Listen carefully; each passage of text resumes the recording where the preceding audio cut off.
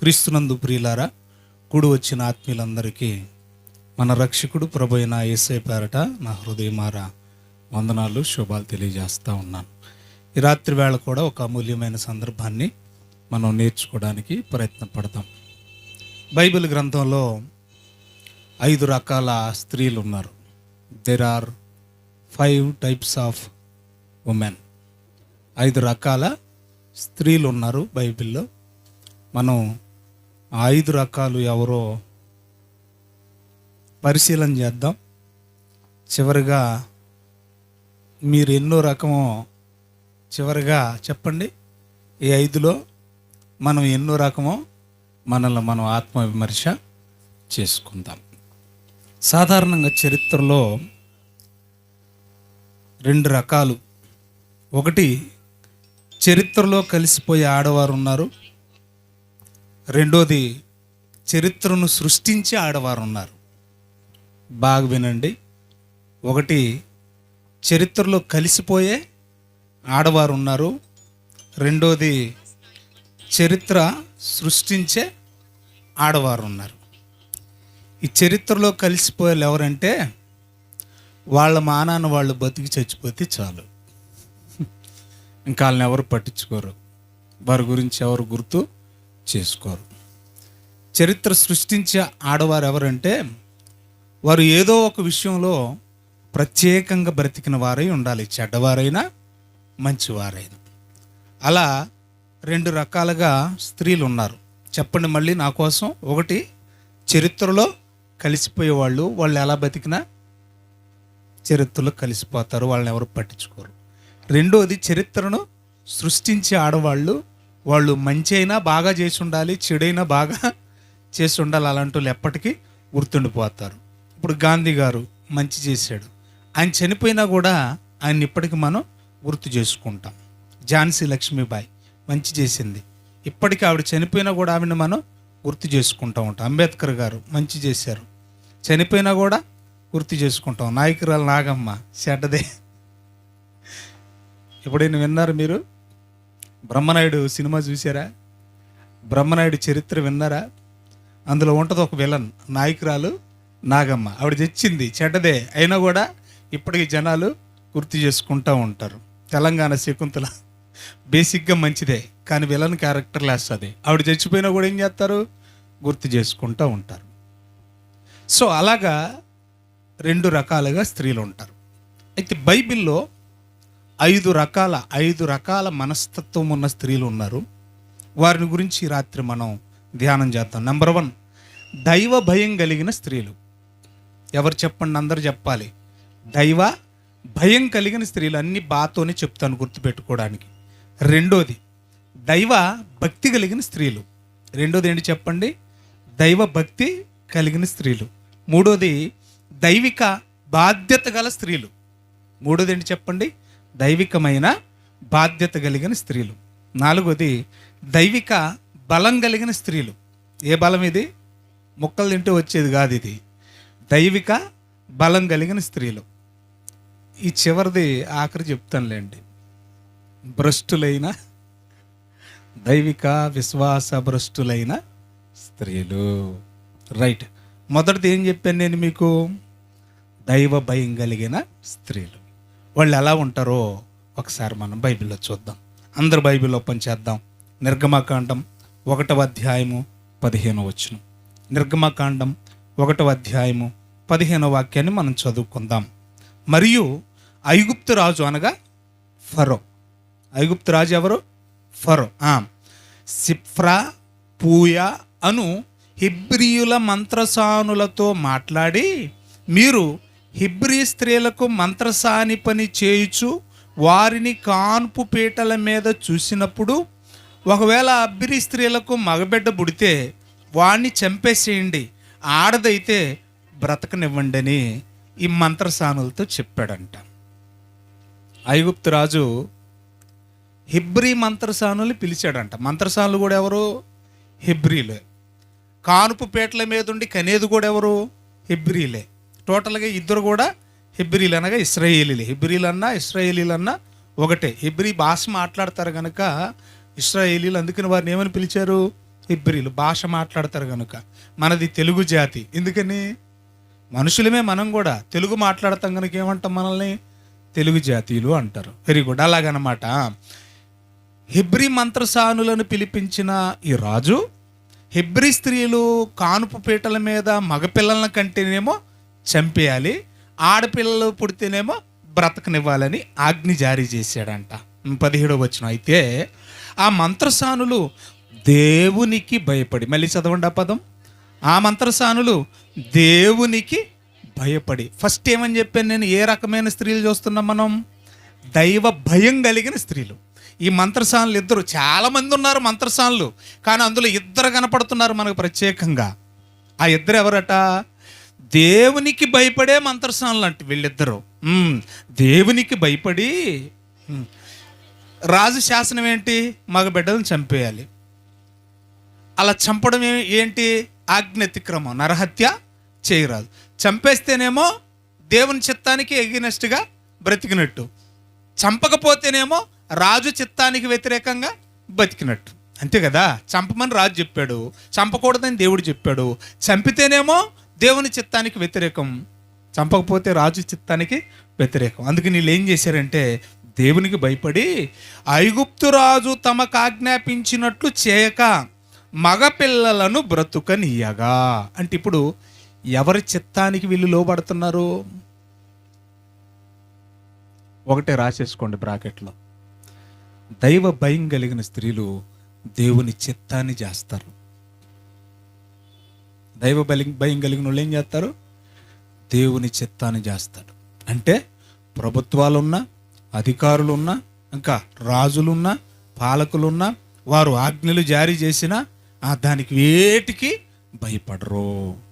వాళ్ళు కేవలం దేవునికి భయపడేవారు కనుక దేవునికి భయపడేవారు రాజులు తప్పు చేయమన్నా చేయరు, చావనైనా చేస్తారు, కానీ దేవుని చిత్తం చేయకుండా ఉండలేరు. దైవ భయం కలిగిన వాళ్ళు దేవుని చిత్తం చేయకుండా ఉండలేరు. ఇంకా కొంచెం మనం ముందుకు వెళదాం. ఎప్పుడైతే వీళ్ళు దేవునికి భయపడి మగపిల్లలను కూడా చంపకుండా బ్రతకనిస్తూ ఉన్నారో అప్పుడు దేవుడు వాళ్ళకి ఏం చేశాడు? 20వ వచనం మనం చదువుదాం. దేవుడు ఆ ఇద్దరు మంత్రసానులకు మేలు చేసెను. రెండోది ఏంటట? ఆ జనము విస్తరించి మిక్కిలి ప్రబలెను.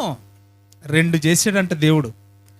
వాళ్ళిద్దరు దేవునికి భయపడి దేవునికి లోబడి దేవుని చిత్తాన్ని చేశారు కనుక 2 మేళ్ళు చేశాడంట వాళ్ళిద్దరు ద్వారా. ఒకటి ఏంటంటే వారికి మేలు చేశాడంట. రెండోది ఏంటంట? ఆ హెబ్రీల సంతానాన్ని విస్తరింపచేశాడు. ప్రబలెను అని వ్రాయబడింది.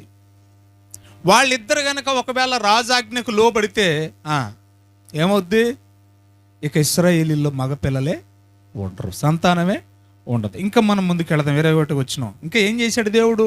ఆ మంత్రసానులు దేవునికి భయపడినందున. ఈ స్త్రీలు ఎవరికి భయపడుతున్నారు? మళ్ళీ రాయించాడు దేవుడు. దేవునికి భయపడినందున ఆయన వారికి వంశాభివృద్ధి కలుగజేశాను.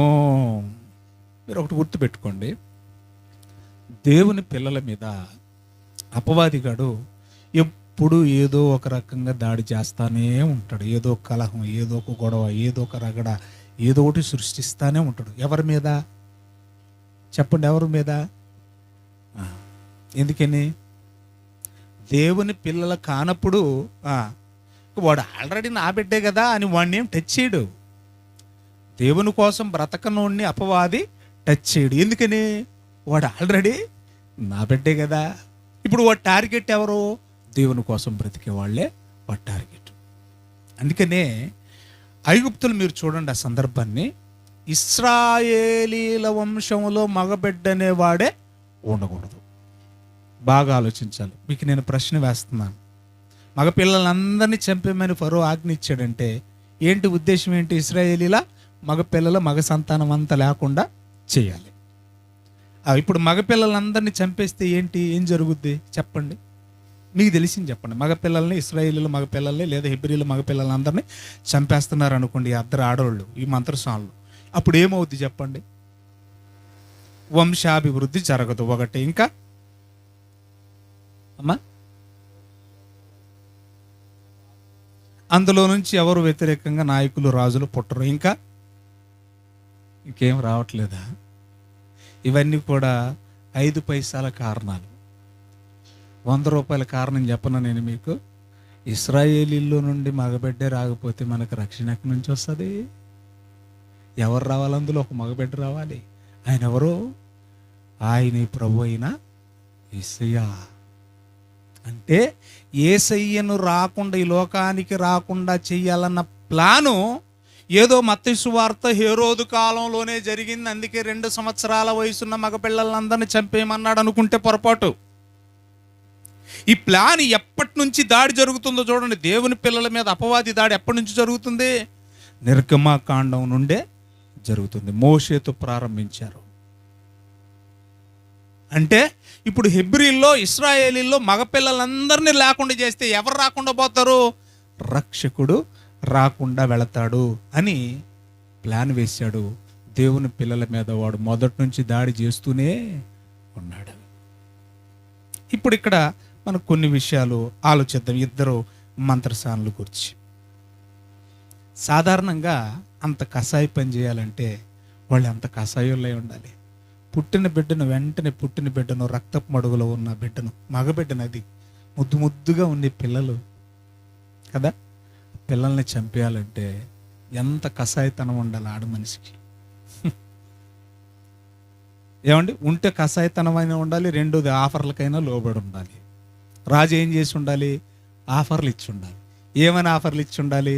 ఇప్పుడు మీకు మంత్రసానులు ఉద్యోగం ఇచ్చాను, మంత్రసానులు అందరి మీద అధికారిగా ఉండే ఉద్యోగం మీకు ఇస్తాను. ఇప్పుడు 1000 రూపాయలు జీతం ఇస్తున్నాను, ఇక నుంచి మీకు 10,000 జీతం ఇస్తాను. ఇలాగ ఆఫర్లైన ఇచ్చి ఉండాలి. మనిషి లోబడితే దేనికి లోబడతాడు? ధనానికైనా అధికారానికైనా లోబడతాడు. సో ఈ ఆఫర్లైనా ఇచ్చి ఉండాలి. దట్టు ఇక్కడ మీరు గమనించాల్సింది, కనేవాళ్ళు ఆడబిడ్డలు హెబ్రీలే, చంపే ఈ మంత్రసానులు కూడా హెబ్రీలే. అంటే తమ సొంత పిల్లల్ని ఏం చేసుకోవాలి? చంపుకోవాలి. అప్పుడు ఇంతమంది ఉన్నారు కదా, ఇంతమంది ఉన్నా కూడా ఎవ్వరు చేయని పనిని వీళ్ళు చేశారు. ఎవ్వరు చేయని పనిని వీళ్ళు చేశారు. ఎందుకు చేశారు అని అంటే వారు దేవునికి భయపడ్డారు.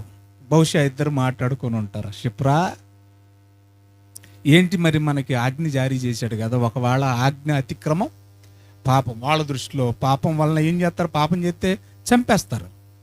రాజు ఆజ్ఞను అతిక్రమిస్తే ఏం చేస్తారు? చంపేస్తారు రాజులు. ఒకటి నెంబర్ 1 మన ప్రమోషన్ పోద్ది, లేదా మన ఉద్యోగం పోద్ది. అప్పుడు పోతే ప్రమోషను, పోతే ఉద్యోగమే కదా. ఆ తర్వాత మళ్ళా ప్రశ్న ఏంటది? రాజు మనల్ని చంపేస్తాడేమో. అప్పుడు ఇద్దరు కలిసి మాట్లాడుకుంటారు, ఏమన్నా తెలుసా? రాజు ఆజ్ఞకు లోబడి చావడం కంటే దేవుని చిత్తం చేసి చావడమే మేలు అనుకున్నారు ఇద్దరు.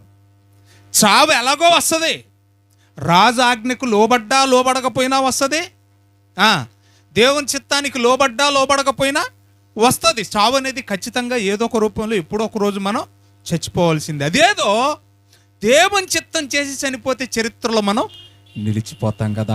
అందుకనే హెబ్రీ మంత్రసానులు ఎంతో మంది ఉన్న ఇద్దరు గురించి పేర్లు పెట్టి దేవుడు ఎందుకు రాయించాడో తెలుసు అక్కడ? వారు దేవునికి భయపడేవారు. అంటే దేవునికి భయపడే వాళ్ళు ఏం చేస్తారు? దేవుని చిత్తాన్ని జరిగిస్తారు. ఇప్పుడు మనల్ని మనం ఒకళ్ళొక్కళ్ళని ప్రశ్నించుకుందాం. నేను ఫలానా అని పేరు చెప్పను కానీ మీరందరూ దేవునికి భయపడేవాళ్ళ? ఒకవేళ నిజంగా మీరు దేవునికి భయపడేవాళ్ళు అయితే దేవుని చిత్తాన్ని చేస్తున్నారా? దేవుని ఇష్టాన్ని నెరవేరుస్తున్నారా? దేవుడు అనుకుంటున్నట్లు, దేవుడు ఉండమన్నట్లు మనం బ్రతుకుతున్నావా? ఒక్కసారి ఆలోచించండి. దేవునికి భయపడకపోతే దేవుని చిత్తాన్ని జరిగించినట్టే. దేవుని చిత్తాన్ని జరిగించకపోతే చాలా భయంకరమైన పరిస్థితిలోకి మనం వెళతాం. అర్థమవుతుందా? దేవుని చిత్తాన్ని జరిగించకపోతే ఏమవుతాం? చాలా భయంకరమైన పరిస్థితులు ఎదుర్కొంటాం మనం. జాగ్రత్తగా ఆలోచించండి. ఒక సందర్భాన్ని చెప్తాం. పాస్టర్ గారు ఒక ఎంగేజ్మెంట్కి వెళ్ళాడంట. స్టేజ్ మీద పెళ్లి కొడుకు పెళ్లి కూతురు ఇద్దరు ఉన్నారు. ఇప్పుడు ఈ పాస్టర్ గారు అడిగారంట, అయ్యా మీ అమ్మాయి డాక్టరు, మాకు తెలుసు బాగా. నువ్వు పాస్టర్వి, మాకు తెలుసు బాగా. దాదాపు 100 సంఘాలు స్థాపించిన పాస్టర్ నువ్వు. అంటే ఈ పిల్ల ఎవరు కూతురు? పాస్టర్ కూతురు. ఎన్ని సంఘాలు స్థాపించాడు? 100. అయ్యా మరి అల్లుడు గారిని ఎక్కడి నుంచి తీసుకొచ్చారండి, ఈ సంబంధం ఎలా కుదిరిచ్చారండి అంటే, అల్లుడు గారు కూడా డాక్టర్ గారేనండి. ఈ డాక్టర్ అమ్మకి ఎవరిని చూశారు? డాక్టర్ గారిని చూశారు. అర్థమవుతుంది మీకు? అంటే ఏం చూశారు? క్యారెక్టర్ చూడాల. మరి ఏం చూశారు? స్థితి చూశారు, పొజిషన్ చూశారు, ఉద్యోగం చూశారు. చూసిన తర్వాత ఎంగేజ్మెంటే కదా, ఆ ఎంగేజ్మెంట్ అంతా అయిపోయిన తర్వాత పాస్టర్ కదా ఆయన, వచ్చిన ఆయన పాస్టర్ కదా, పాస్టర్ కూతురుని చూశాడు, చాలా ఒబ్బిడిగా ఉంది. కానీ ఆ డాక్టర్ గారు అబ్బాయిని చూసినప్పుడు కొంచెం ఎటకారంగాను, అలాకోళంగాను, ఏమండి చిల్లరగా అల్లరగా ఉంటున్నాడట. అప్పుడు పోతా అయ్యా, ఆ అబ్బాయి మారు మనసు పొందాడా, రక్షణ తీసుకున్నాడా, బాప్తిస్మం పొందాడా, కొంచెం ఎందుకన్నా తేడాగా కనపడుతున్నాడే అని అంటే, అబ్బే అదేమీ లేదండి, కొంచెం అబ్బాయి కొంచెం జులాయిగా అనిపిస్తాడు, కానీ చాలా మంచి విశ్వాస అండి అన్నాడంట పాస్టర్ గారు. ఆ తర్వాత పెళ్ళికి వెళ్ళారట. పెళ్ళి అయిపోయిందట. పెళ్ళికి పాస్టర్ గారు వెళ్ళలేదు. ఆ తర్వాత కొన్ని రోజులకి బస్ స్టాండ్లో ఎదురుపడ్డాడట ఈ అమ్మాయి తండ్రి గారు, పాస్టర్ గారు. 100 సంఘాలు కట్టిన పాస్టర్ గారు కదండి. మరి ఏమయ్యా నీ కూతురు అల్లుడు బాగున్నారా అన్నాడంట. అప్పుడు ఏడుస్తూ ఉన్నాడంట పాస్టర్ గారు. ఎందుకనో తెలుసా? పెళ్ళైన మరుసటి రోజే మా పాపే అబ్బాయిని వదిలించేసుకుందండి. ఏమైంది అని అంటే, హాస్పిటల్కి వెళ్ళిందంట పెళ్ళైన మరుసటి రోజు. ఇవన్నీ ఎందుకు నేను చెప్తున్నానో బాగా వినండి. హాస్పిటల్కి వెళితే ఆ డాక్టర్ గారు వచ్చి తన సొంత భార్య అని డాక్టర్ అమ్మతో మాట్లాడుతుంటే ఒక నర్సు వచ్చి ఈ అమ్మాయితో చెప్తుందంట, అమ్మా నా జీవితాన్ని పాడు చేయకమ్మా, ఆల్రెడీ వీడు నన్ను పెళ్లి చేసుకున్నాడమ్మా. ఇంక ఏ అమ్మాయి వాడితో సంసారం చేస్తా చెప్పండి? అలాగే ఇంకెన్ని చేసి ఉంటాడో. ఎందుకు ఈ మాటలు చెప్తున్నానంటే, దైవ చిత్తానుసారంగా ముఖ్యంగా పెళ్ళిళ్ళ విషయంలో మనం జాగ్రత్త వహించకపోతే ఇలాగే ఆడాల్సి వస్తుంది. మరొక సంబంధం కూడా పాపం బాగా డబ్బున్నోళ్ళు అని చెప్పేసి వీళ్ళకు కూడా బాగా డబ్బు ఉంది కనుక ఇక్కడ కూడా డబ్బును చూసి పెళ్లి చేశారు. దేన్ని చూసి చేస్తున్నారు పెళ్ళి? స్థితిగతులు, గుణలక్షణాలు కాదు, లక్షలు పెళ్లి చేశారంట. కానీ పెళ్ళైంది మొదలుకొని సంవత్సరం పాటు ఆ బిడ్డకి నరకయాతనే. డబ్బులు ఉన్నాయి కానీ సంతోషం లేదు. ఒకరోజు కారులో వెళతా ఉందట, డ్రైవర్ పక్కనే కూర్చుందట, ముందు లారీ వెళుతుంది. ఆ లారీలన్నీ కూడా పెద్ద పెద్ద ఏమంటారు వాటిని, ఇవి ఉంటాయి కదా పెద్ద పెద్ద, దాన్ని ఏమంటారు, దాన్ని కింద బద్ద ఉంది కదా ఐరన్దే, ఏమ్మా కళాయి పైపులు ఉన్నాయి కదా, అలాంటి పెద్ద పెద్ద కళాయి పైపులు వేసుకొని వెళుతుందంట లారీ. కళ్ళు మూసుకొని ప్రార్థన చేసుకుంటుందంట, అయ్యా మా నాన్న పెళ్ళి అయితే చేశాడు కానీ మంచి పెళ్ళోన్ని తీసుకురాలేదు, ఈ నరకం భూమి మీద భరించడం కంటే చచ్చిపోతే మేలు కదయ్యా అని ప్రార్థన చేసుకుంటుందంట. ఉన్న పలంగా తెలియకుండానే ఆ లారీలో ఉన్న ఓసలు వచ్చేసి జారిపోయాయి, తలకాయ తీసుకెళ్ళిపోయింది. ఎంత బాధ ఒక్కసారి ఆలోచించండి. దైవ చిత్తం జరిగించకపోతే భయంకరమైన స్థితిలోకి మనం వెళ్ళిపోతాం. మన వైవాహిక జీవితాల్లో, వివాహ జీవితాల్లో ముఖ్యంగా వీడు నాకు సరిపోతాడా, వీళ్ళ కుటుంబం నాకు సరిపోతుందా, వీళ్ళు మనకు సరైన వాళ్ళేనా, మనకు తగినోళ్ళా కాదా, ఏమండి మన పద్ధతికి సరిపోతారా అని ఆలోచించాలి కానీ స్థితిగతులు దయచేసి చూడకూడదు. ఇక్కడ మనం మొట్టమొదటిగా గమనించవలసిన విషయం ఏంటంటే, సిప్రా ఫూయా వీళ్ళిద్దరు ఏం చేశారంట? దేవునికి భయపడ్డారు. దేవునికి భయపడేవాళ్ళు ఏం చేస్తారు? దేవుని చిత్తమే జరిగిస్తారు. ఎప్పుడైతే దేవునికి భయపడతామో ఆటోమేటిక్గా మనం ఏం చేస్తాం? దేవుని చిత్తాన్నే జరిగిస్తాం. లోకంలో దేనికి మనం భయపడం, దేనికి మనం లొంగం. ఇది మొదటి విషయం. దైవ భయం మనలో ఉందా? ఉంటే మనం ఏం చేస్తాం? దేవుని చిత్తాన్ని జరిగిస్తాం. రెండో సందర్భాన్ని మనం జాగ్రత్తగా ఆలోచిద్దాం. రెండవ రకం ఎవరన్నాను? ఏ రకమైన స్త్రీలు? దైవ భక్తి గల స్త్రీలు. ఇప్పుడు దైవ భక్తి గల స్త్రీలు ఎలా ఉంటారో చెప్తాను. దైవ భయం కలిగిన వాళ్ళు ఎలా ఉంటారో చెప్పాను కదా, దేవుని చిత్తాన్ని జరిగిస్తారు ఎంత కష్టమైనా సరే. రెండోది మనం నేర్చుకునేది దైవ భక్తి గల స్త్రీలు. బైబిల్లోకి వెళదాం. అపోస్తుల కార్యములు 16వ అధ్యాయం 13వ వచనం చదువుదాం. 16వ అధ్యాయం 13వ వచనం. విశ్రాంతి దినమున అనగా ఇశ్రాయేలీలకు శనివారం. వాళ్ళకి విశ్రాంతి దినం ఏ రోజు? శనివారం. ఆ శనివారమున గవిని దాటి, ఊర్లకి ఏముండేవి పురాతన కాలంలో? గవునులు ఉండేవి. కదా. ఆ గవిని దగ్గర ఒక పొలిమేర దగ్గర ఒక రాయి వేసేవాళ్ళు, బొడ్రాయి అనేవాళ్ళు. పెద్దలు ఏ రాయి? బొడ్రాయి అనేవాళ్ళు. రైట్. ఆ గవిని అంటే ఊరి చివరుండే ఆ గవిని దగ్గర, ఆ గవిని దాటి నదీ తీర ప్రాంతమున ఏం జరుగుతుంది? ప్రార్థన జరుగుతుందంట. ఏమండి? సముద్రం ఉంది.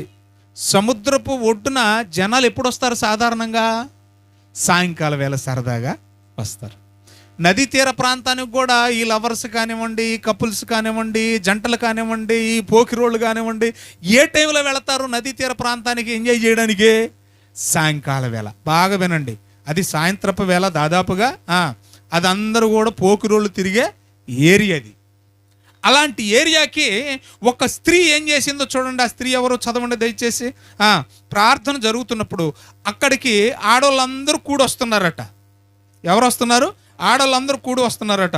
కూడి వచ్చిన స్త్రీలతో పౌలు గారు వాక్యము బోధించుచుండగా అప్పుడు లూదియా అనే దైవభక్తి గల స్త్రీ. లూది ఎవరంట? అందరు చెప్పాలి. లూది ఎవరట? రేయ్ బాబయ్య, ఇలాగా ఓయ్ సరే. లూది ఎవరంట?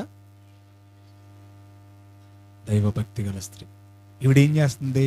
లూది గురించి గతంలో మీరు విన్నారు కదా. ఈవిడ వ్యాపారవేత్త, బిజినెస్ ఉమెన్. ఏ వ్యాపారం చేసేది? ఏదో చిన్న చితక వ్యాపారం కాదు. ఊదా రంగు పొడి, ఊదా రంగు కొనుక్కునే వాళ్ళు పేదోళ్ళ ధనవంతుల? ఇప్పుడు బంగారపు షాప్కి వెళ్తారండి, ఏమండి? అందరూ మిడిల్ క్లాస్ వాళ్ళు కూడా వెళ్తారు. వజ్రాల షాపుకి మిడిల్ క్లాస్ వాళ్ళు వెళ్ళగలరా? వెళ్ళలేరు. ఆ స్థాయి ఉన్నారు. అప్పట్లో వజ్రాల స్థాయి ఏంటది? ఊదా రంగు. ధనవంతుడు కూడా గురించి మనం మాట్లాడుకుంటూ ఏమని చదువుకున్నాం? ఊదా రంగు వస్త్రములను ధరించి. అంటే ఊదా రంగును కొనే వాళ్ళందరూ ఆల్మోస్ట్ ఎవరై ఉంటారు? గొప్ప ధనవంతులంటే. మరి అది అమ్మే ఆవిడ ఇంకెంత ధనవంతురాలు అయి ఉంటుందో ఆలోచించండి. ఇంతటి ధనవంతురాలు ఈ పోకిరోళ్ళందరినీ దాటుకొని సాయంకాల వేళ, సంధ్య వేళ నదీ తీర ప్రాంతానికి వెళుతుందంటే పని పాట లేదా? ఒక బిజినెస్ ఉమెన్. ఆవిడ కింద ఎంతమంది పని చేస్తారు? వెళుతుందట. ఏం చేస్తుంది? అప్పుడు లూదియా అను దైవ భక్తి గల ఒక స్త్రీ వినుచుండెను. ఆమె ఊదారంగు పొడి అమ్ము తుయతైరా పట్టణస్థురాలు. ప్రభువు ఆమె హృదయమును తెరిచెను గనుక పౌలు చెప్పిన మాటలు యందు లక్ష్యముంచును. ఫిలిప్పులో సంఘ స్థాపనకు కారణమైంది ఈవిడే.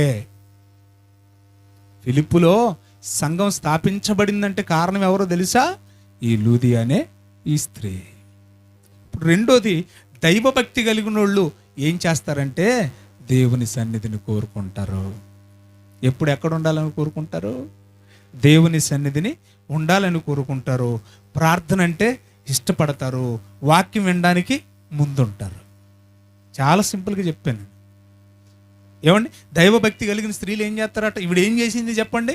దేవుని సన్నిధి కావాలని కోరుకుంది. అది ఎంత దూరమైనా వెళ్ళాలి. నదీ తీర ప్రాంతమైనా వెళ్ళాలి. ఏజెన్సీ అయినా వెళ్ళాలి. ఎన్ని ఉద్యోగాలు ఉన్నా విడిచిపెట్టి వెళ్ళాలి. ఆవిడ వ్యాపారాలను కూడా ఏం చేసింది? విడిచిపెట్టి వెళ్ళింది. అంటే దైవభక్తి కలిగిన వాళ్ళు దేవుని సన్నిధిని కోరుకుంటారు, ప్రార్థన సహవాసాన్ని కోరుకుంటారు. మూడోది ఏంటి? దేవుని వాక్యాన్ని వినడానికి ముందొచ్చి కూర్చుంటారు. మరి ఇది ఉందా మనకి? మనకు నిజంగా భక్తి ఉంటే ఏం చేయాలి? మనం దేవుని సన్నిధి మనం కోరుకుంటాం. నిజంగా మనకు భక్తి ఉంటే ఏం చేస్తాం? ప్రార్థనా సహవాసం గల వారితో సహవాసం చేయడానికి ఇష్టపడతాం. నిజంగా భక్తి ఉంటే ఏం చేస్తాం? మనం వాక్యం జాగ్రత్తగా వినడానికి ఇష్టపడతాం. 2 సందర్భాలు చెప్పాను. మరి మనం ఈ 2 స్త్రీలలో ఏ కోవకు చెందిన వాళ్ళమో, ఏ టైపో ఒకసారి ఆలోచించండి. 3వ రకమైన స్త్రీల గురించి నేను మాట్లాడుతున్నాను. 3వ రకం ఎవరంట? దైవిక బాధ్యత గల స్త్రీ. బాధ్యత గల స్త్రీ. దైవిక బాధ్యత గల స్త్రీ ఏం చేస్తుందో ఒకసారి మనం చదువుదాం. రోమీయులకు రాసిన పత్రిక 16వ అధ్యాయం 1వ వచనం తీద్దాం. రోమీయులకు రాసిన పత్రిక 16వ అధ్యాయం 1వ వచనం చదువుదాం. కెంక్రేలో ఉన్న సంఘ పరిచారకురాలగు ఫీబే అను మన సహోదరిని అన్నాడు. వింటున్నారా? ఇప్పుడు ఈవిడ ఈ పేరు ఏంటంటే చెప్పండి, ఫీబే. ఈవిడ ఎక్కడుందంట? కెంక్రేయలో. ఊరి పేరేంటి? కెంక్రేయలో ఉందంట. ఆ సహోదరిని పరిశుద్ధులకు తగినట్లుగా ప్రభువునందు మమ్మల్ని కూడా చేర్చుకుని ఉపచారం చేసింది. ఆవిడ సంఘానికి ఏం చేసింది? పరిచారం చేసింది కదా. ఆమెకు మీ వలన కావలసినది ఏదైనా ఉన్న ఎడలా సహాయము చేయవలెనని ఆమెను గూర్చి మీకు రికమెండ్ చేస్తున్నాను. ఎవరంటున్నారు ఈ మాట? పౌలు గారు. రోమపత్రికను రాసింది ఎవరు? పౌలు గారు. కెంకిరేలో ఉన్న సంఘ బిడ్డలకు అందరికీ చెప్తున్నాడు. ఏమని చెప్తున్నాడో తెలుసా? అయ్యా, ఒక ఆవిడ ఉంది. చాలామంది స్త్రీలు ఉన్నారులే. వారిలో ముఖ్యంగా మొట్టమొదటిగా అక్కడ 16 మంది దాదాపు స్త్రీలు ఉన్నారు. పేర్లు మీరు 16వ అధ్యాయం చదవండి. దాదాపు 16 మంది దాకా స్త్రీలు ఉన్నారు కదా. ఆ స్త్రీలలో మొట్టమొదటిగా ఎవరి పేరు ప్రస్తావించాడు? ఫీబే. బాగా ఆలోచించండి. 16వ అధ్యాయం అనేది ఒక గది అని మీరు అనుకుంటే, ఆ గదికి ద్వారం లాంటిది ఎవరు? ఫీబే. ఫీబేను దాటుకున్న తర్వాతే ఆ 16వ అధ్యాయంలోకి మనం ఎంటర్ అవ్వాలి. 16వ అధ్యాయం గది అయితే ఆ గదికి ముఖద్వారం ఎవరు? ఫీబే. ఫీబేనే ఎందుకు ఎంచుకున్నాడు పరిశుద్ధాత్మ దేవుడు అంటే, ఆవిడేంటట? సంఘ పరిచర్య పట్ల బాధ్యత కలిగింది ఆవిడ. బాధ్యత కలిగిన స్త్రీ ఏం చేస్తుంది? ఏమండి? సంఘ పరిచర్య పట్ల బాధ్యతగా ఉంటుంది. ఇంట్లో ఎంత బాధ్యతగా ఉంటుందో సంఘ పరిచర్యలో కూడా అంతే బాధ్యతగా ఉంటుంది. మీరు అనుకోవచ్చు విధవరాలేమి ఈవిడని. కాదు కాదు, ఆమెకి పిల్లలు ఉన్నారు, ఆమెకి భర్త ఉన్నాడు. ఆ భర్త కూడా గొప్ప ఆఫీసర్ అని థియాలజీ చెప్తారు. ఒక గొప్పింట్లో పుట్టిన ఈవిడ దేని పట్ల ఆసక్తి చూపుతుంది? సంఘ పరిచర్య. అందుకని ఎంత బాగా రాయించాడు స్టార్టింగ్లోనే, సంఘ పరిచారకురాలని ట్యాగ్ ఇచ్చేసాడు ఆవిడకి. ఒక బిరుదు ఇచ్చాడు. ఏంటా బిరుదు అని అంటే, సంఘంలో పరిచర్య చేసేది. ఎలా చేసేది? బాధ్యతగా చేసేది. కాబట్టి ఆ ట్యాగ్ ఇచ్చాడు. ఈరోజు మనం ఆలోచించాలి. సంఘానికి మనం వస్తున్నాం కదా, చుట్టాల్లాగా వచ్చిపోతున్నావా? ఆలోచించండి. సొంతలాగా వచ్చిపోతున్నావా? ఆలోచించాలి మీరు విశ్వాసులారా. నిజంగా మనకు బాధ్యత ఉంటే దేవుని పట్ల, దేవుని పరిచర్య పట్ల ఏం చేయాలట? సంఘ పరిచర్య బాధ్యతగా చేయాలి. ఈ సంఘ పరిచర్యలో కూడా మనం చుట్టాల్లాగా వచ్చిపోతున్నామా, లేకపోతే సొంతలాగా వచ్చిపోతున్నాం? చుట్టాలు అయితే ఏం చేస్తారు చెప్పండి? చూసి వెళ్ళిపోతారు. పాట కూడా ఉన్నారు కదా మీరు, చుట్టంలో వచ్చావు చూసి వెళ్ళి ఎన్నాళ్ళ గుర్తొచ్చావే వానా బానా అని. రైట్. చుట్టాలు ఏం చేస్తారు చెప్పండి? చూసి వెళ్ళిపోతారు. సొంతలు ఏం చేస్తారు? చేసి వెళ్ళిపోతారు. అర్థమైందా? ఈవిడ సంఘంలో చుట్టం లాగలేదంట. సొంతది. నా సంఘము, నా ప్రభువు నా కొరకు రక్తము కార్చి కట్టిన సంఘం ఇది. క్రీస్తు రక్తము ద్వారా కట్టిన సంఘం ఇది. నా సొంతం అనుకుంది కాబట్టి సంఘ పరిచారకురాలంటే ఏదో ఉత్తి పేరు అనుకుంటే పొరపాటు. సంఘంలో ఎవరికి బలహీనంగా ఉన్నా, ఎవరికి బాగలేకపోయినా, ఎవరు ఆపదల్లో ఉన్నా, ఎవరు ఇరుకులో ఉన్నా, ఎవరు ఇబ్బందుల్లో ఉన్నా మొట్టమొదటి కట్టిండేది ఎవరో తెలుసా? ఈవిడే. ఏమ్మా, నిన్న బాగోలేదని తెలిసిందే, పలానా ఆవిడ ద్వారా ఎలాగున్నావు అని పలకరిస్తుంది. అవసరమైతే సహాయం చేస్తుంది. అర్థమవుతుంది మీకు? సంఘ పరిచర్యలో ఏం చేస్తారట? దైవిక బాధ్యత కలిగిన వాళ్ళు సంఘ పరిచర్యలో బాధ్యత కలిగి పరిచారం చేస్తారు. మొన్న ఒకనొక రోజు నేను కొంచెం అర్లీగా వచ్చా. నేను వచ్చేసరికి తల్లిగారు, అంటే నేను ఆమెను పొగట్టడానికి చెప్పట్లేదు సుమా, బాధ్యత గురించి మాట్లాడుతాను. నేను వచ్చేసరికి అమ్మ, తన మనవడు బాబుగాడు ఉన్నారు. ఇద్దరు ఏం చేస్తున్నారు తెలుసా? కుక్కలు గత్తర చేసి ఉన్నాయి, ఎండిపోయి ఉంది. ఆ చీపురు తీసుకొని ఆ పడ్డ వేపాకులు, ఆ కుక్కలు గలీచేసిన ఆ గత్తర అంతా తుడుస్తూ ఉన్నారు. వాస్తవానికి ఆవిడకి హెల్త్ బాగుంటుందా? ఆల్రెడీ ఒకసారి దెబ్బతిని ఉన్నది. మీ అందరికీ తెలుసు, సంఘంలో సాక్ష్యం కూడా చెప్పి. మరి మనకెందుకు బాధ్యత ఉండదు? ఆదివారం సమయానికి వచ్చే బాధ్యత మనకుందా? ఆలోచించండి. వచ్చినా కూడా చుట్టంలాగా వచ్చి వెళ్తున్నామా? బాధ్యత కలిగి మనం ఏమైనా చేసిపోతున్నామా? నేను అప్పుడప్పుడు చెప్తూ ఉంటాను, ఆ వాష్రూమ్లు ఉన్నాయే కనీసం వారానికి ఒకసారైనా అవి కడగండి, ఫినాయిల్ వేయండి. ఎందుకంటానో తెలుసా? 10 రకాల మనుషులు ఉన్నప్పుడు యూరినరీ ఎఫెక్షన్స్ వస్తాయి. నీళ్లు కొట్టకుండా శుభ్రం చేయకపోతే, షుగర్ ఉన్నోళ్ళు వెళితే తర్వాత వెళ్ళే వాళ్ళకు షుగర్ లేకపోయినా యూరినరీ ఇన్ఫెక్షన్లు వస్తాయి. మరి ఆ బాధ్యత మనకు ఉండొద్దు. ఎవరైనా నాశనం అయిపోతే, ఎవరైనా జబ్బున పడితే మనకు ఆనందమో చెప్పండి? మరి ఈ బాధ్యత మనకు ఉండొద్దా? మనం ఇలాగే చేస్తామా? అదేమైనా సత్రమా, బస్ స్టాండా కూర్చొని వెళ్ళిపోవడానికి? బాధ్యత ఉండొద్దా మనకి? బాధ్యత ఉండాలి. నేను అప్పుడప్పుడు తమ్ముని కూడా గుర్తు చేసుకుంటా. అందరికంటే ముందు వెళ్ళిపోతాడు. సండే స్కూల్ విషయంలో కానివ్వండి, ఆరాధన విషయంలో కానివ్వండి, అన్నీ చూసుకుంటాడు. నాబులు పై కొన్ని కింద కొన్ని, సౌండ్ సిస్టమ్ అన్నీ చూసుకుంటూ ఉంటాడు. ఆ కుర్రోడు ఎందుకు చేయాలి? పోయిన అబ్బాయి రాకపోతే ఇంకెవడు దాన్ని పట్టించుకునేవాడే ఉండడు. పిల్లలు ఉన్నారు కదా, యవ్వన బిడ్డలు, వచ్చే అబ్బాయి ఏం చేస్తున్నాడు, ఏది ఎంత లెవెల్లో ఎంత లెంత్లో పెడుతున్నాడు, దేనికి ఏది నొక్కాలి, ఏ బటన్ నొక్కాలి, నేర్చుకోవచ్చుగా. బాధ్యత లేదు. దైవ బాధ్యత కలిగిన వాళ్ళు ఏం చేస్తారంట చెప్పండి? దేవుని సంఘ పరిచర్యలో బాధ్యత కలిగి పరిచర్య చేస్తారు. మరి మనకు బాధ్యత ఉందా? ఆలోచించండి ప్రియులారా. ఇక్కడ 4 విషయం చెప్తున్నాను. 4 రకమైన స్త్రీలు. ఇప్పటివరకు ఎంతమందిని తెలుసుకున్నాం మనం? 3. మొదటి రకం ఎవరు? దేవుని భయం కలిగిన స్త్రీలు. ఏం చేస్తారు? దేవుని చిత్తాన్ని జరిగిస్తారు. చావనైనా చస్తారు కానీ దేవుని చిత్తం చేయకుండా ఉండలేరు. ఏ రాజ్యాధికారులకు భయపడరు. 2, దైవ భక్తి గల స్త్రీలు. దైవ భక్తి గల స్త్రీలు ఏం చేస్తారని చెప్పాను నేను మీకు? వారు దేవుని సన్నిధిని కోరుకుంటారు. దేవుని సన్నిధికి మిస్ అవ్వరు. ఎట్టి పరిస్థితులు ఏ కారణం చెప్పి దేవుని సన్నిధిని పోగొట్టుకోరు. దైవభక్తి కలిగిన వాళ్ళు ఏం చేస్తారు? దేవుని సన్నిధిని పోగొట్టుకోరు. తర్వాత ఏం చేస్తారు? ప్రార్థన మానరు. తర్వాత ఏం చేస్తారు? వాక్యం వినడానికి బాగా ఇష్టపడతారు. ఇవన్నీ ఎవరిలో కనపడుతున్నాయి మనకి? దైవభక్తి కలిగిన స్త్రీలు ఉదయాలో కనబడుతున్నాయి. 3వ రకం ఎవరని చెప్పాను నేను? దైవిక బాధ్యత కలిగిన స్త్రీలు. వీళ్ళు ఏం చేస్తారట? దేవుని సంఘ పరిచర్యలో ఎడతెగక ముందుండి ఏం చేస్తారు? ఇది నా సొంత పనిని చేసిపోతారు. చూసిపోయే చుట్టాల్లాగా ఉండరు. 4వ రకం చెప్తున్నాను, జాగ్రత్తగా వినండి. 4వ రకం దైవిక బలం కలిగిన స్త్రీలు. వీళ్ళు ఎలాగుంటారో మనం చూద్దాం. దైవిక బలం అంటే అది ఎలాగుంటుంది, ఆ స్త్రీలు ఎలాగుంటారో మనం చూద్దాం. హెబ్రీలకు రాసిన పత్రిక 11వ అధ్యాయం 35వ వచనం. హెబ్రీలకు రాసిన పత్రిక 11వ అధ్యాయం 35వ వచనం చూద్దాం. స్త్రీలు మృతులైన తమ వారిని పునరుద్ధానము వలన మరలా పొందిరి. ఒకసారి ఆగుదాం. స్త్రీలు మృతులైన తన వారిని పునరుద్ధానం వలన పొందిరి. 33వ వచనం చూడండి ఒకసారి నా కోసం. 33వ వచనం చూడండి.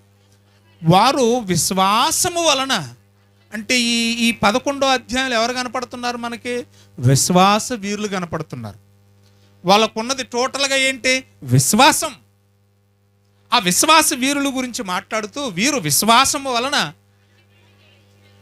కత్తులతో కాదా, గొడ్డలతో కాదా, ఈటెలతో కాదా, బరిసెలతో కాదా, తుపాకులతో, మారణాయుధాలతో కాదా గెలిచింది? కాదంట. కనిపించే ఆయుధాలతో కాదంట. కనిపించని విశ్వాసముతో ఏం చేశారంట? రాజ్యాలనే గెలిచారంట. ఒక రాజ్యాన్ని గెలవడం అంటే చిన్న విషయమా? ఆలోచించండి మీరు. ఒక రాజ్యాన్ని గెలవడం అనేది చిన్న విషయమా? ఇప్పటికీ రష్యా ఫిలిప్పీన్స్ యుద్ధం జరుగుతూనే ఉంది. ఏమండి, సాఫ్ట్వేర్ ఇంజనీరింగ్ వచ్చిన తర్వాత ఈ కరోనా వచ్చింది. కరోనా వచ్చిన తర్వాత ఒక పదం వినపడతా ఉండేది. అదేంటంటే work from home. Work from home అంటే ఇంట్లోనే ఉండి ఏం చేస్తున్నారు? పని చేస్తున్నారు, డ్యూటీ చేస్తున్నారు కదా. అదే కరోనా వచ్చిన తర్వాత వర్క్ ఫ్రమ్ వర్షిప్ వచ్చేసింది.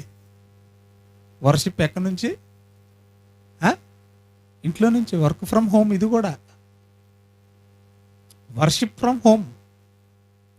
ఇంక గుడికి వెళ్ళేది లేదు. అలాగే వార్ ఫ్రమ్ హోమ్. యుద్ధాలు కూడా ఎక్కడి నుంచి చేస్తున్నారు? ఇప్పుడు అన్ని డ్రోన్స్ వచ్చాయి. ఫిలిప్పీన్స్లో ఉన్నాడు, ఇక్కడ సిస్టమ్ దగ్గర కూర్చుంటున్నాడు. ఆ సిస్టమ్ ద్వారానే ఏం చేస్తున్నాడు? యుద్ధం. ఇంట్లో కూర్చొని యుద్ధం చేస్తూ ఉన్నాడు. ఏమేం చెప్పాను నేను మీకు? Work from home, worship from home, war from home. అన్ని ఇంట్లో ఉండే మనం చేస్తున్నాం. ఒళ్ళు కదలకుండానే ఏం చేస్తున్నాం? మనం అన్నీ చేసేస్తాం. ఇక్కడ రాయబడిన ఈ సందర్భాన్ని మీరు గుర్తు చేసుకోండి. ఇవన్నీ మనం బలంతో, లోక సంబంధమైన ఆయుధాలతో మనం చేసే యుద్ధం అయితే, వీళ్ళు ఏం చేశారట? విశ్వాసముతో. అబ్బాబ్బాబ్బాబ్బా, అంటే విశ్వాసం అనేది మన ఆయుధాల కంటే గొప్పది, మన రాజ్యాల కంటే గొప్పది, రాజ్యాధికారుల బలము కంటే గొప్పది. ఆ విశ్వాస బలాన్ని మనం ఎందుకు గుర్తించడం లేదు? ఇప్పుడు స్త్రీకి ఉండవలసిన దైవిక బలం అంటే ఏమనుకుంటున్నారు మీరు? ఏం బలం? ఆ బలం విశ్వాస బలం. స్త్రీకి ఉండే బలం ఏంటి చెప్పండి?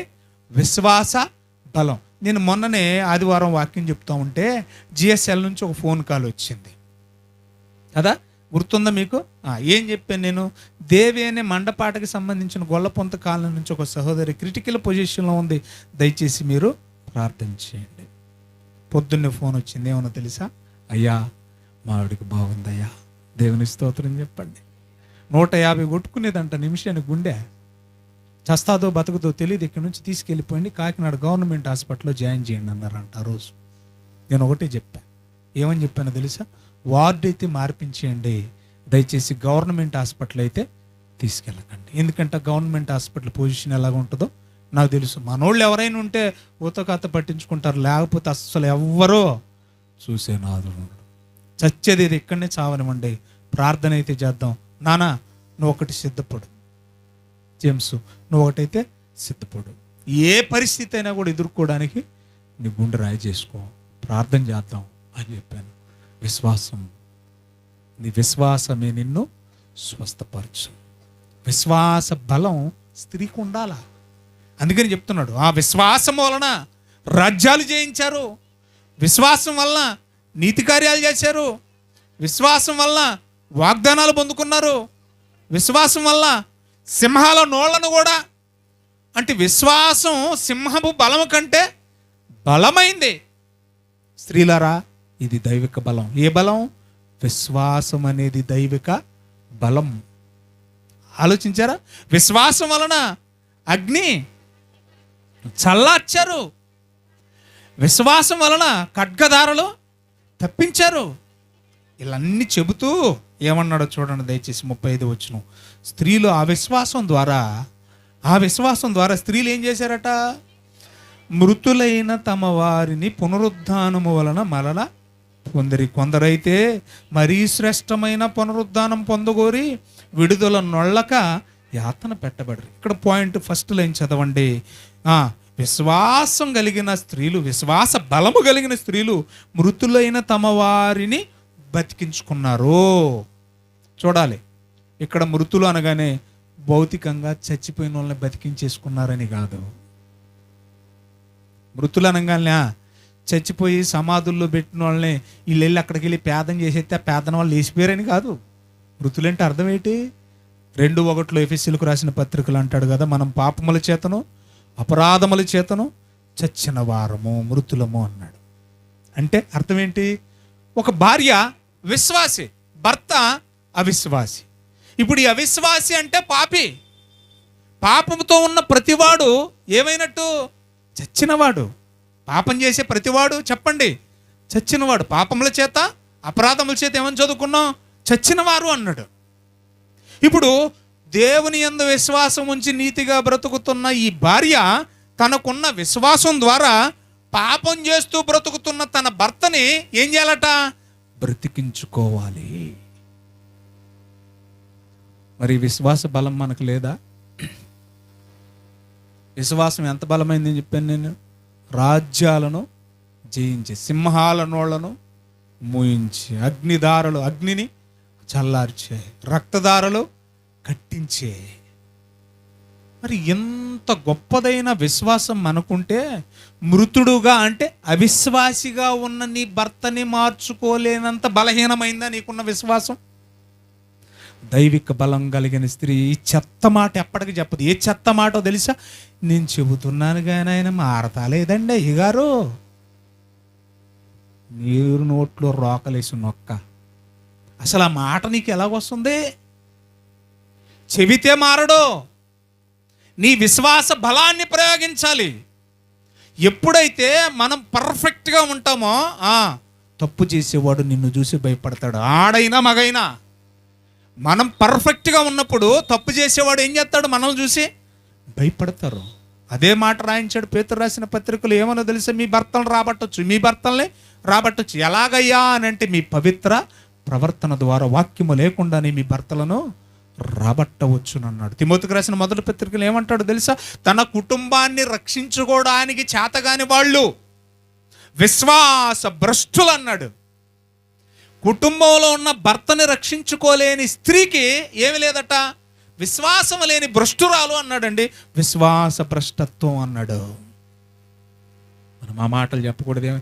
చెబుతా ఉన్నానండి, కానీ మారతాలేదండి. నీ విశ్వాసం నిజంగా, నీకు విశ్వాసం ఉంటే భర్తను మార్చుకోలేనంత బలహీనమైందా, శక్తి లేనిదా ఆ విశ్వాసం? ఏమండి, ఒకటి మీరు ఆలోచించండి. స్విచ్ చిన్నదే. స్విచ్ చిన్నదా కాదా? చిన్నదే. చిన్న స్విచ్ ఏం చేస్తావు తెలుసా? పెద్దదైన వాషింగ్ మిషన్ని తిప్పేస్తుంది, బట్టలన్నీ ఉతికేస్తుంది, బట్టలన్నీ ఆరేస్తుంది. చిన్నదైన వాషింగ్ మిషన్ పెద్ద పెద్ద మిషనరీలను తిప్పేస్తుంది. నువ్వు తయారు చేసుకున్న చిన్న స్విచ్ ఇన్ని పెద్ద పెద్ద యంత్రాలను తిప్పుతున్నప్పుడు, కదిలిస్తున్నప్పుడు, మరి నీకున్న విశ్వాసం నీ భర్తను మార్చలేకపోతుందా? స్విచ్ కంటే బలహీనమైందా నీకున్న విశ్వాసం? ఒక్కసారి మనసు పెట్టి ఆలోచించండి. ఇంకా మనం ఎలాంటి వాళ్ళమంటే, వసే నువ్వు మీ ఆయన ఏదో గొడవ పట్టారట, ఇదిగో మీ ఆయన పురుగుల మంది అగేస్తున్నాడు, రోడ్డు మీద పురుగుల మంది అగేస్తున్నాడు అనగా ఏం చేస్తావు? సావనేవాడు, దరిద్ర కొట్టుడు, చచ్చాడు, దరిద్రం వదిలిపోయిందంటావా? వాడు ఎంత ఎదవైనా కూడా ఏం చేస్తాం? పరుగులెట్టేస్తావు. పరుగులు ఎడతావా లేదా? అంటే శారీరకంగా చచ్చిపోతున్నాడని చెప్పి ఏం చేస్తాం మనం? పరుగులెట్టేస్తాం. పైపెచ్చి ఏం చేస్తాం తెలుసా? ఒకవేళ కోతో కాతో గొంతులు వేసేసుకున్నాడు అనుకోండి, ఏం చేస్తాం? అంబులెన్స్ని పిలిచి తీసుకెళ్ళడానికి లేట్ అయిపోద్దేమోనని చెప్పి ఏమీ లేకపోయినా కూడా డబ్బులు ఎట్టేసి అవసరమైతే అప్పటికప్పుడు కిరణ్ గారు కారెట్టేస్తాం. ఎడతావా? అంటే అక్కడ ఖర్చు కూడా వెనకాడు. ఒకటి, శారీరకంగా చస్తున్నాడని తెలిసినప్పుడేమో పరుగులు ఎడుతున్నావు, డబ్బు లేకపోయినా బతికించుకోవడానికి ఏం చేస్తున్నావు? కారు ఎడుతున్నావు. బాగుంది. మరి ఆత్మీయంగా చచ్చిపోయి ఉన్నాడు కదా ఇంట్లో, ఏ రోజైనా ఆయన గుడికి తీసుకురావాలన్న ఆత్రం ఉందా నీకు? ఆయన్ని గుడికి నడిపించాలనే తొందరపాటు ఉందా మనకి? మారతాళ్ళేండి. పురుగుల మంది తాగితే శారీరకంగా ఒక్కసారి చస్తాడు, కానీ ఆత్మీయంగా చచ్చిపోతే కలకాలం నరకంలో యాతన పడతాడు. ఏముంది మనకు బాధ్యత? ఏటి బలం? మనకున్న బలం ఏంటి? ఏదో అవుతుంది శారీరకంగా అంటేనే పరిగెత్తే బలం ఉన్న నీకు.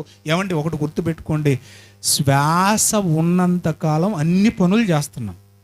అవునా కాదంటారా?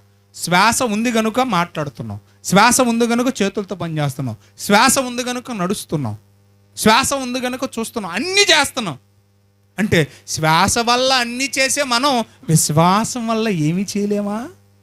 నీ శ్వాస నిన్ను అన్నీ చేయడానికి పురుకొల్పినప్పుడు నీ విశ్వాసం ఏమీ చేయలేని దశలో నేను ఉంచుతుందా?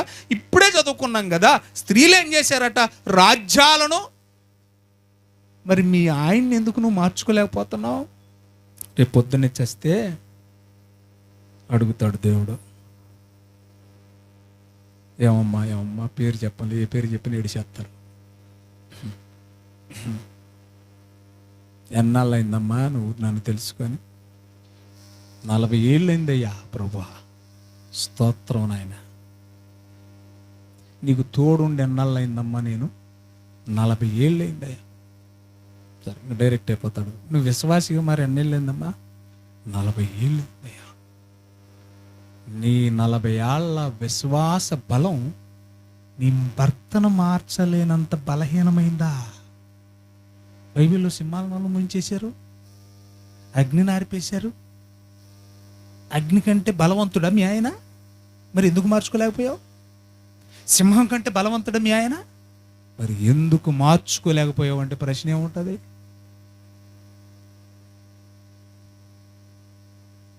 ఆలోచించండి. మన బలం, దైవిక బలం విశ్వాసం అయితే, ఆ విశ్వాసం ఏం చేస్తుందట? తన కుటుంబాన్ని ఏం చేస్తుందట? రక్షించుకుంటుంది. విశ్వాస బలం ఏం చేస్తుంది? తన కుటుంబాన్ని రక్షించుకుంటుంది, బ్రతికించుకుంటుంది, కాపాడుకుంటుంది. మనం అది ఎందుకు చేయలేకపోతున్నాం? ఒకసారి మీరు మనసు పెట్టి ఆలోచించండి. చివరి మాట చెప్పి ముగిస్తాను. ఇప్పుడు ఎన్ని చెప్పాను నేను? మళ్ళీ రండి. నంబర్ 1, దైవిక బలం కలిగిన స్త్రీలు దైవ చిత్తాన్ని చేయకుండా ఉండలేరట. రెండోది, దైవ భక్తి కలిగిన స్త్రీలు ఏం చేస్తారట? దేవుని సన్నిధిని కోరుకుంటారు, ప్రార్థన మానరు, వాక్యం వినడం మానరు, వాక్యం చెప్పడం మానరట. మూడోది, దైవిక బాధ్యత కలిగిన స్త్రీలు సంఘ పరిచర్య చేయకుండా ఉండలేరట. చుట్టాల్లాగా వచ్చిపోరు కానీ సొంతోళ్ళలాగా దేవుని పని సొంత పని అని చెప్పి ముందుండి చేస్తారట సంఘ పరిచర్యలో. నాలుగోది ఏం చెప్పాను? దైవిక బలం కలిగిన స్త్రీలు. ఆ దైవిక బలమే విశ్వాసం. ఆ విశ్వాసంతో తన కుటుంబాన్ని బ్రతికించుకుంటారు, రక్షణలోనికి నడిపించుకుంటారు. ఒకసారి ఆలోచించండి. చివరి రకం స్త్రీలు చెప్పి నేను ముగిస్తాను. 5వ రకం, తిమోతికి రాసిన 2వ పత్రిక 3వ అధ్యాయం తీద్దాం అందరం. తిమోతికి రాసిన 2వ పత్రిక 3వ అధ్యాయము 6వ వచనం. పాపభరితులై నానా విధములైన దురాశల వలన, ఆ పదాన్ని అండర్లైన్ చేయండి. ఎన్ని రకాల దురాశలట అంటే? 1, 2? చాలా ఉన్నాయంట. ఏంటి? ఉత్తి ఆశలు కాదు, దురాశలు. యాకోబు పత్రికలు అంటాడు కదా, దురాశ గర్భం ధరించి పాపమును కనగా పాపము పరిపక్వత అంటే గర్భవతురాలై మరణమును కను. మళ్ళీ చెప్పనా ఆర్డర్? దురాశ ఏమైందట? గర్భమును ధరించగా అప్పుడు ఏమైందట? ఆ గర్భం ధరించిన దురాశ దేనికి అన్నదట? పాపాన్ని కంటే ఆ పాపం ఏమైందట చివరికి? అంటే దురాశ వల్ల ఏమొస్తుంది ఫైనల్గా? చావు. స్త్రీకి ఇది ఉండకూడదు. స్త్రీకి ఏమి ఉండకూడదు? ఆశ ఉండాలి. ఆశ లేకపోతే అసలు బ్రతకలేం కదా. ఆశ నిరీక్షణ లేకపోతే మనం బ్రతకలేం కదా. ఆశ ఉండాలి, అది మంచిదై ఉండాలి, మనల్ని బాగు చేసేదై ఉండాలి, మనకు మేలు చేసేదై ఉండాలి, మన క్షేమాన్ని కోరేదై ఉండాలి. మనల్ని నాశనం చేసేది అయి ఉండకూడదు. మనల్ని నాశనం చేసే ఆశ ఏ ఆశ తెలుసా? దురాశ. ఎన్ని రకాల ఆశలు ఉన్నాయంట స్త్రీలకే. ఈరోజు స్త్రీల గురించి మాట మా మీద పడుతున్నారు. ఈరోజు ఏట్రా బాబు ఈ దుర్మార్గుడు మా మీద పడ్డాడు అని అనుకోకండి. రేపు పొద్దున్నే రేపు రాత్రికి మా మీద పడతా. రేపు రాత్రి మా మీద కూడా పడతా. మీకు కంగారు పడద్దు. మన అందరికి అవసరం. ఇక్కడ స్త్రీ పురుష భేదం ఏమీ లేదు వాక్యానికి. ఇప్పుడు చదువుకుని మాటలో స్త్రీలకు ఏముంటాయట? ఇన్ని ఆశలు ఉన్నాయంట, చాలా ఉన్నాయట. ఉండే కూడా ఎక్కువ శాతం ఎన్నో ఏముంటాయంట? దురాశలే. మింగడానికి మెతుకులేదా? మేసాలకి అబ్బే ఆడి బిల్డింగ్ కట్టేశాడు, నీకు వరి గట్ట. ఎప్పుడు ఈ గుడిసెలోనా? అసలు నీ ఆదాయం ఎంత? నువ్వు బిల్డింగ్ చూస్తున్నావు, నీ ఆదాయం ఎంత? ఏ వాసిది? దేవానికి స్తోత్రం, ఇంతకీ గుడిసేని ఇచ్చావు, ఆ గుడిసె కూడా అనుకో. మనం దురాశ అండి. భార్య సీరియల్ చూస్తుందంట.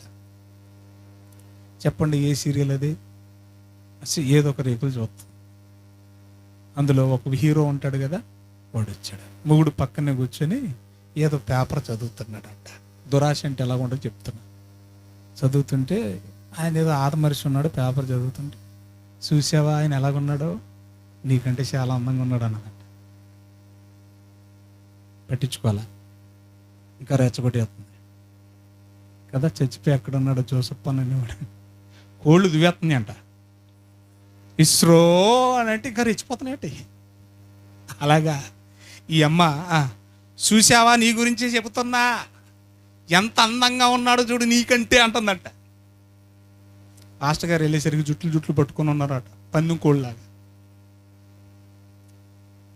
ఎప్పుడు కూడా ఇతరుల అందాన్ని గురించి పొగడకూడదు. అసలుకి నీకు మొగుడు దొరకడమే. అక్కడ టీవీలో ఉన్న మొగుడు కూడా నీకెందుకు?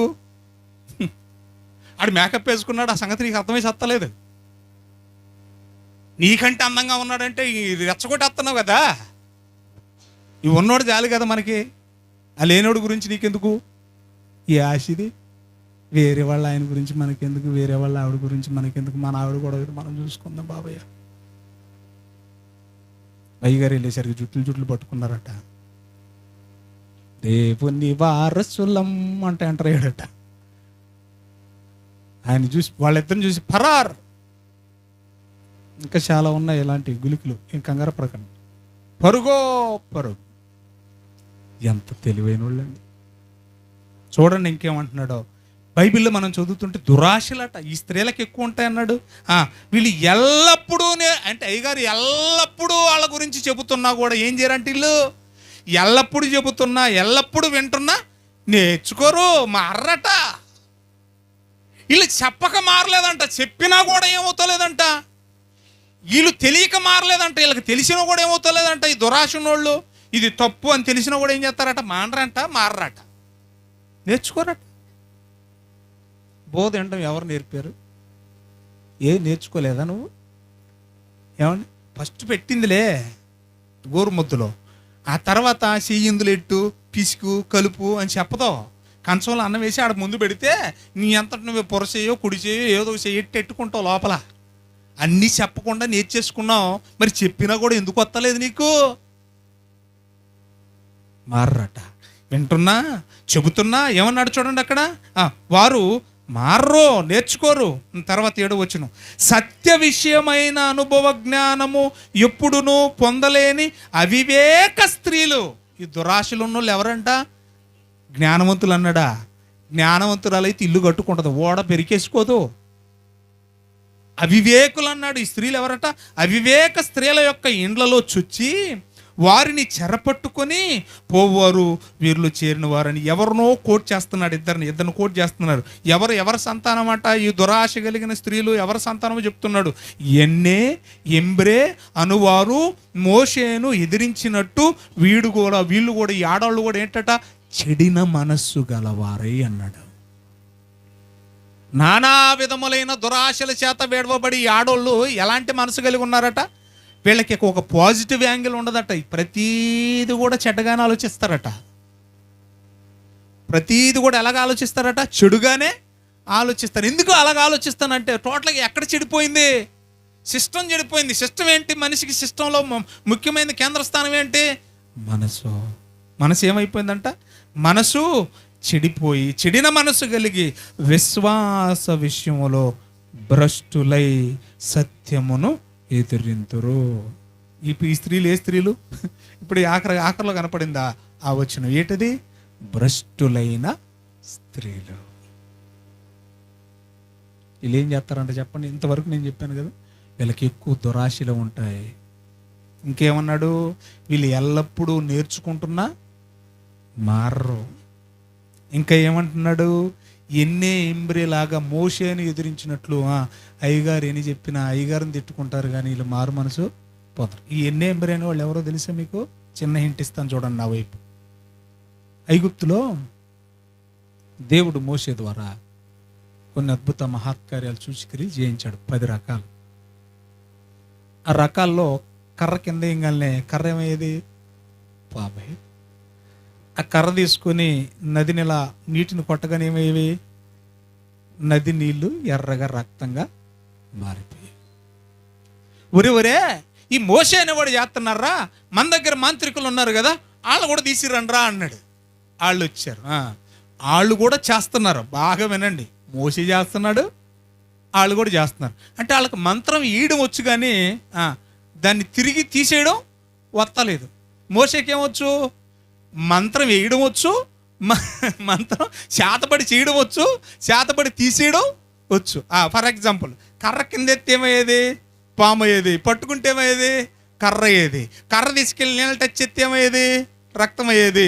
మళ్ళీ అదే రక్తాన్ని టచ్ చేస్తే నీళ్ళు. కానీ ఈ మాంత్రికుల్లో వీళ్ళిద్దరు ఉన్నారు. ఐగుప్తు మాంత్రికులు వీళ్ళు. ఎవరు వీళ్ళు? ఎన్నే ఎంబ్రే. వీళ్ళకి మంత్రం వేయడం వచ్చు, అంటే కర్రను పాము చేయడం వచ్చు కానీ పామును కర్ర చేయడం రాదు. ఆ రోజు అది చూసి వాళ్ళు కూడా మారినట్టే మారు మనసు పొందినట్టే పొంది ఇశ్రాయేలీలతో పాటు ప్రయాణమై కనానుకు బయలుదేరారు. అంటే మోషేతో పాటు మారినట్టు మారి కనానుకు చేరడానికి సిద్ధపడి ప్రయాణం చేసే వాళ్ళు ఎవరు కూడా ఉన్నారు? ఎన్నే ఎంబ్రే అనేవాళ్ళు. వీళ్ళ మనసు గురించి నేను చెప్తున్నాను, బాగా వినండి. అంటే మారినట్టే ఉంటారు కానీ మారరు. చివరాఖరికి సీనాయి కొండ మీదకి వెళ్ళిపోయాడు. ఎవరు? మోషే. ఏం తేడానికి? రాతి పలకలు 2 తేవడానికి వెళ్ళాడు. వచ్చేలోపు వీళ్ళిద్దరు కలిసి ఏం చేశారు తెలుసా? అహరోన్ని గుచ్చి గుచ్చి గుచ్చి పొడిచి వీళ్ళు దుర్మార్గులండి. పొడిచి ఏం చేశారంటే, ఆడు పోయాడు ఆడు చచ్చాడు, ఆడు పోయాడు ఆడు చచ్చాడు, మీ తమ్ముడు పోయాడు అక్కడెక్కడో చచ్చి ఉంటాడు, 40 రోజుల వరకు రాలేదంటే ఏ సింహమో ఏ పూలో ఏదో ఒకటి తిని చచ్చేసి ఉంటాడు, లేకపోతే దాహం వేసి నీళ్ళు లేక సావనైనా చచ్చుంటాడు. మన కోసం దేవుణ్ణి తయారు చేయమని దేవునికి ఎగెనిస్ట్గా విగ్రహారాధన మొదలెట్టించిన వాళ్ళు ఎవరో తెలుసా? ఈ చెడ్డవారైనా ఎంబ్రే. ఈ మాటలు నేను మీతో ఎందుకు చెప్తున్నాను తెలుసా? మనలో కూడా చాలామంది మారినట్టే కనపడతారు పైకి, కానీ లోపల ఏముంటుంది? భ్రష్ట మనస్సు. పోనీ చెవితేనన్నా మారతారా అంటే ఎప్పుడే మనం చదువుకున్నాం, వాళ్ళకి ఎంత చెప్పినా మారరు, నేర్చుకోరు. నిజమండి. మాస్టర్ చెప్తున్నాడంట, science master, today I will teach the lesson on electricity అన్నాడట. అందరూ చెప్పండి అంట. దేని మీద పాఠం చెప్తానంటున్నాడు మాస్టర్? ఎలక్ట్రిసిటీ అన్నాడట. రేయ్ చెప్పండి రా, లేకరా దేవా, ఫస్ట్ నన్ను లేపాడు. చెప్పరా, ఎలక్ట్రిసిటీ పలకరా అన్నాడు. ఎలక్ట్రిసిటీ అండి అన్నాను. అలా వరుసగా లేపుతా ఉన్నాడు. మొత్తానికి ఇది గీడు వచ్చాడు, ఈ నల్లసుని తీసుకున్నాడు. నువ్వు లేకరా అన్నాడట, లేచాడట. ఎలక్ట్రిసిటీ అండర్ అన్నాడట. ఎలక్ట్రిసిటీ అనేసాడు. ఏమన్నాడు? ఎలక్ట్రిసిటీ అనేసాడు. అనగానే కాదురా ఎలక్ట్రిసిటీ అన్నాడు మాస్టర్. అప్పుడవాడు కూడా చెప్పు అనగానే ఎలక్ట్రిసిటీ అన్నాడు. సరే వీరికి అర్థం కావట్లేదని చెప్పేసి దాన్ని విడగొట్టాడంట. పదాన్ని ఏం చేశాడంట? ఎలక్ట్రిసిటీ. చెప్పరా ఎలక్ట్రా అనగానే ఎలక్ట్రా అనేది బాగా అన్నాడు. సిటీ అనమంటే కిటీ అంటున్నాడు. మామూలుగా చెప్పినా అర్థం కాల, విడమర్చి విడగొట్టి చెప్పినా కూడా వాడు అదే బలుగుతున్నాడు. మళ్ళీ ఎలక్ట్రా సిటీ కిటీ అంటున్నాడు. ఎలా అయితే కుదరదు, కానీ రేపు పొద్దున్న మీ బాబుని తీసిరా అని లెటర్ రాసాడట. మీ అయ్యని తీసిరా అని లెటర్ రాస్తే లెటర్ పెట్టుకుని వెళ్ళాడు. లెటర్ పట్టుకుని పొద్దున్న వాళ్ళ డాడీ వచ్చాడు. వచ్చి మాస్టర్ అండి నన్ను రమ్మన్నారట, ఏటండి అని అంటే, ఇవ్వండి ఎలక్ట్రిసిటీ అనమంటే వాడు పలుకుతలేదండి. ఏంటంటారు అని అంటే వాళ్ళ డాడీ అన్నాడంట, మా బాబుకి అంత కెపాసిటీ లేదండి అన్నాడంట. మా అబ్బాయికి అంత కెపాసిటీ లేదండి. ఏమర్థమైంది నీకు? ఈ దురద ఈ గజ్జి ఆడ నుంచి వచ్చింది వీడికి, అది మ్యాటర్. వీళ్ళు మారరు. అర్థమైంది మీకు? ఏం చేయరు? ఎంత చెప్పినా, పోనీ విడగొట్టి చెప్పినా, మీకు విడగొట్టి చెప్పట్లా, వివరించి చెప్పట్లా, ఎంత చెప్పినా మారకపోతే ఇది ఇలాగే ఉంటారు. అందుకన్నాడు అక్కడ ఏమని చెప్పాడు చూడండి, ఎన్నే ఎంబ్రే అనువారు మోషేను ఎదిరించినట్లు. మరి మా బాబుకి మా అమ్మకి పట్టింది కానీ ఈ దెయ్యం, నాకెందుకు రా ఈ దరిద్రం అన్నాడు అంట ఇంకొకడు. అంటే అర్థం ఏంటి? చదువుకునే మనసు నాకు లేదు, ఈ దెయ్యం ఎవరికి పట్టింది? చదవరా అని మా అమ్మ మా బాబుకు పట్టిందే తప్ప నాకు చదువుకునే మనసు లేదు. అలాగే మీరు అనుకోవచ్చు నా గురించి ఏమన్నా తెలుసా, చెప్పేది ఆయన చెబుతూ ఉంటాడు, నాకు మాత్రం వినే మనసు, చదువుకునే బుద్ధి నాకు లేదు, కానీ మా అమ్మ అయ్యోళ్ళకి పట్టింది అది అన్నట్టుగా ఇది అయ్యగారికే పట్టింది, మాకు సంబంధం లేదంటే నేనేం మారే ఉద్దేశం మీకు లేకపోతే నాకు పట్టిన ఉపయోగం ఏముంది? అవునా కాదా? ఏం చేద్దాం? 5 రకాల స్త్రీలు చెప్పాను నేను. నంబర్ 1, దేవుని భయం గల స్త్రీలు దేవుని చిత్తాన్ని జరిగించారు. దేవుని చిత్తాన్ని జరిగిస్తారు, దేవునికి లోబడతారు. తర్వాత దైవభక్తి కలిగిన స్త్రీలు దేవుని సన్నిధిని కోరుకుంటారు, ప్రార్థన మానరు, వాక్యం వినడం మానరు. తర్వాత దైవిక బాధ్యత గల స్త్రీలు సంఘ పరిచర్యకు అందుబాటులో ఉంటారు, సంఘ పరిచర్య చేయకుండా ఉండలేరు. తర్వాత 4వది, దైవిక బలం కలిగిన స్త్రీలు తమ కుటుంబీకులను సంపాదించుకుంటారు, బ్రతికించుకుంటారు, పోగొట్టుకోరు, రక్షణలో కాపాడుకుంటారు. మళ్ళీ వస్తున్నాను, దైవ చిత్తాన్ని జరిగించే స్త్రీలు, దేవుని సన్నిధిని కోరుకునే స్త్రీలు, దేవుని పరిచర్య చేసే స్త్రీలు, దేవుని కుటుంబంగా తన కుటుంబాన్ని రక్షించుకునే స్త్రీలు మనం బైబిల్లో చూసాం. ఈ 4 లేని వాళ్ళు ఏ స్త్రీలు అవుతారో ఆఖరోళ్ళు భ్రష్టులైపోతారు. ఇప్పుడు మ్యాచింగ్ అని అందరూ ఒకసారి స్త్రీల గురించి ఈరోజు రేపు మా మీద పడతా, తిట్టుకోకండి. మనకన్నిటికీ మ్యాచింగ్ ఉండాలా, లేకపోతే పని అవ్వదు కదా. మరి ఇది కూడా మ్యాచింగ్ చేసుకుందాం. ఈ 5 రకాల స్త్రీలలో ఏది మనకు మ్యాచ్ అవుతుంది? ఏది అవుతలేదా? ఏదో ఒకటి అవుతుంది. ఒకసారి ఆలోచించండి. ఎన్ని రకాలు చెప్పాను నేను మీకు? ఏది మ్యాచ్ అవ్వట్లేదు మీకు? అన్నీ అవుతున్నట్టున్నాయి కదా. ఆఖరిది బాగా అవుతున్నట్టుంది, అవతలేదా? ఒకసారి ఆలోచించుకోండి. మంచి మనసు కలిగి ఉండండి. పైన 4 మీరు కలిగి ఉండాలి, లాస్ట్ది మనకి వద్దు. దేవుడు మిమ్మును మీ కుటుంబాలను దీవించునుగాక.